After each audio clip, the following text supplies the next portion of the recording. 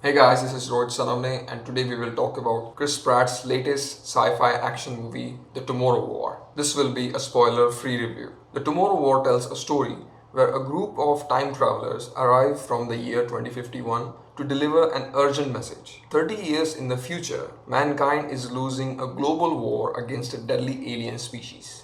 Let's start with some positives. The man at the center of it all, Chriss Pratt, delivers what is asked of him. He is a leading man, but in a sense of that he is a regular dude. He has a family, has a regular job, wants to explore more opportunities in his life, and has some baggage from his past. Chriss Pratt has come a long way from his Parks and Recreation days. The character he portrays and the way he portrays it suits perfectly in this kind of a movie. And he does an excellent job from start to end. But I might be biased in this sense because I have always liked him since his Parks and Recreation days. But all the cast in this movie is amazing. His wife, the person who plays his daughter, his father, J.K. Simmons, who is jacked here and plays a person who is an ex-military guy who has become disillusioned with the government and does shady stuff in the back of some hangar. He's always fun to watch in any role he plays. There were also some standouts in the comic relief department who were side characters,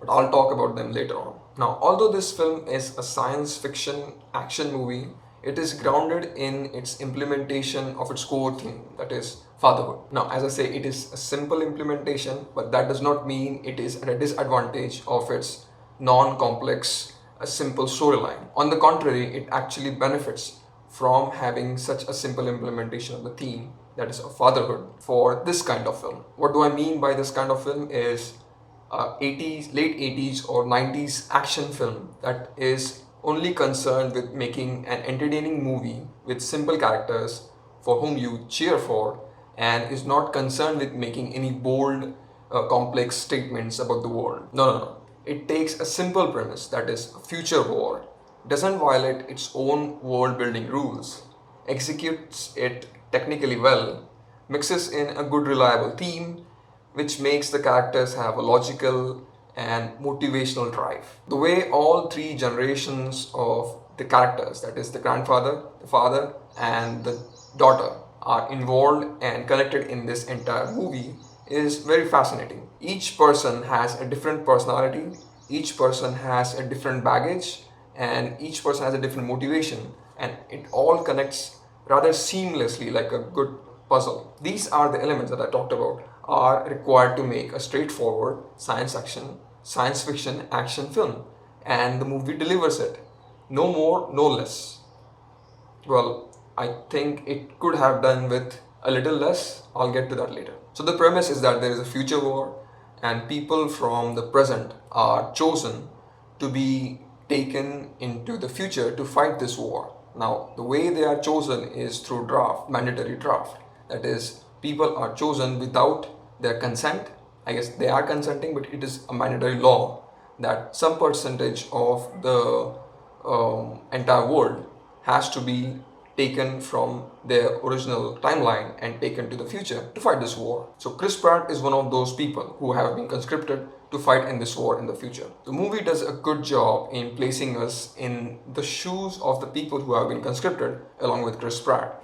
The movie takes a broader view as opposed to focusing everything on Chriss Pratt, and I think the movie is better for it. Among the people who have been conscripted for this war, these are just fellow normal civilians who don't know what war is, and they are not soldiers. They have been forced to fight this war for the sake of humanity, but the way they portrayed this entire situation where the people are coming in droves and they are uncertain, afraid, and unsure of what to do in that situation is very well portrayed. Now, India never had such mandatory draft for any of its wars since independence, but the United States did at some point of time during the Vietnam War. So the way the people are shown to be feeling during this time of conscription is what the people during the Vietnam War conscription must have felt. Now, this must not be the exact real thing, or let's say not even 50% of the real thing, but the movie is better in exploring this uncertainty among the troops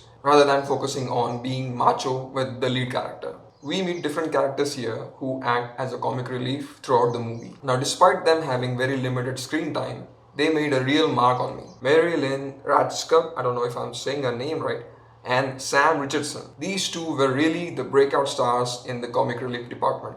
Every line they were given suited the moment, and whatever they were trying to deliver, it was delivered well. Also, Mike Mitchell is in the movie, who plays Kyle from Brooklyn Nine-Nine, if you have seen that show.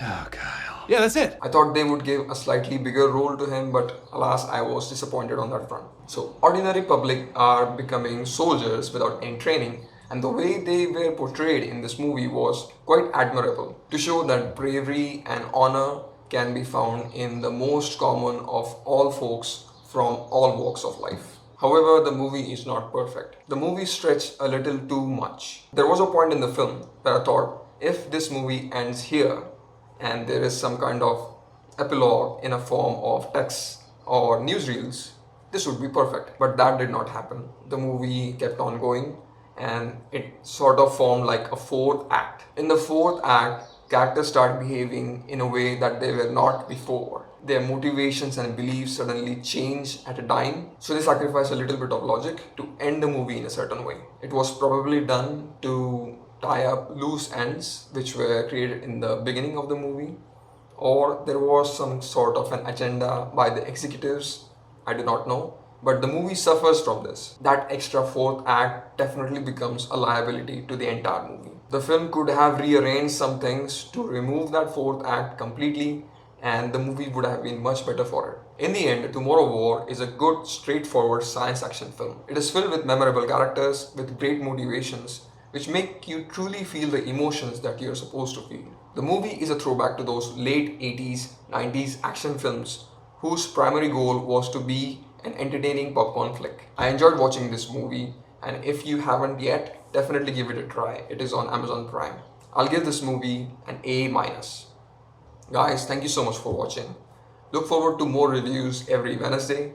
If you like this video, give it a thumbs up. I'll see you in the next one. Bye.